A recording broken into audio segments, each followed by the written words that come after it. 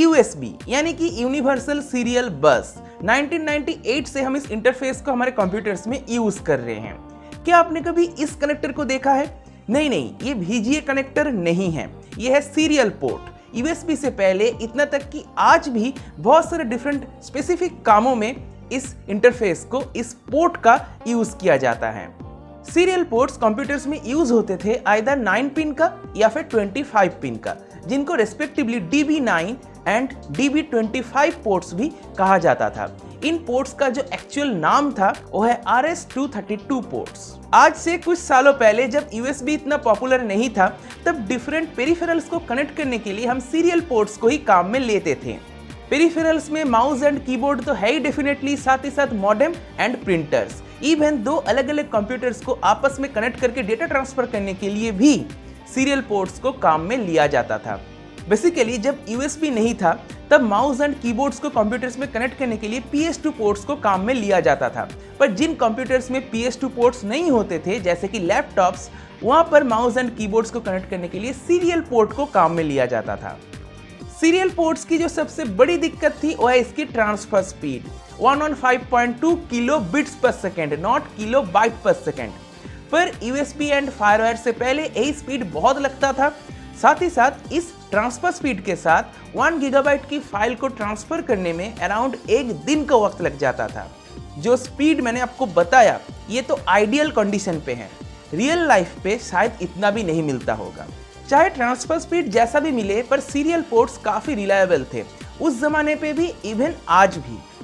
Serial ports के through अगर data transfer की जाए तो बहुत ही कम चांसेस रहती हैं कि डेटा करप्ट कर जाएगा। ऐसा इसीलिए हो पाता है क्योंकि ये पोर्ट फ्लो कंट्रोल को सपोर्ट करता है।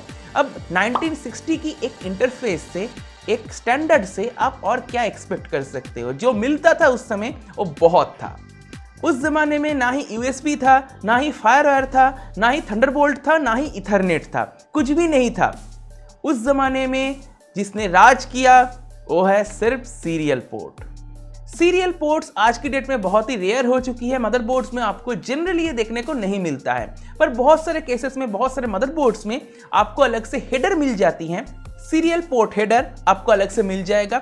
आपको एक हेडर प्लेट खरीदना है और उस हेडर प्लेट को इस हेडर के साथ कनेक्ट कर लेना है। जैसे कैबिनेट की फ्रंट आयोस को आप कनेक्ट करते हो, बिल्कुल वैसे ही कनेक्ट कर लेना है। और बहुत सारे मदरबोर्ड्स में इवन आपको हेडर्स भी नहीं मिलेगा। तब आपके पास दो ही ऑप्शन रहती है, आइदर आप USB टू सीरियल कन्वर्टर ले लो या फिर आप अलग से एक्सपेंशन कार्ड भी परचेज कर सकते हो, जिसको आपको PCI एक्सप्रेस स्लॉट में प्लग इन करना है। दोस्तों शायद आप ये सुन के हैरान हो जाओगे, आज भी इस इंटरफेस को हम बहुत सारे डिफरेंट जगहों में काम में लेते हैं।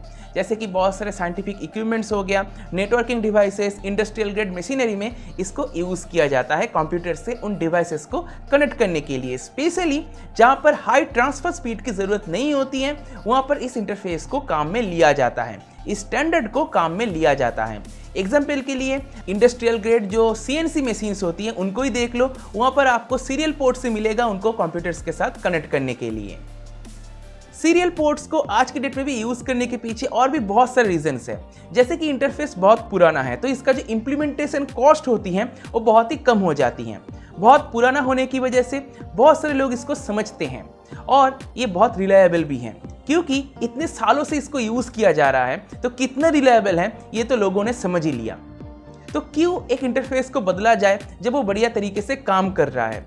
जब इंटरफेस को बदला जाएगा तो बहुत सारी चीज़ें आएंगी, बहुत सारी रुकावटें आएंगी, जिसकी वजह से प्रॉब्लम्स क्रिएट होगा। इवन हॉबीइस्ट्स भी अपने माइक्रो कंट्रोलर्स को प्रोग्राम करने के लिए इस इंटरफेस का, इस स्टैंडर्ड का यूज़ करते हैं। तो बस दोस्तों, मैंने सीरियल पोर्ट्स के बारे में आपको थोड़ा बहुत जानकारी दे ही दिया है।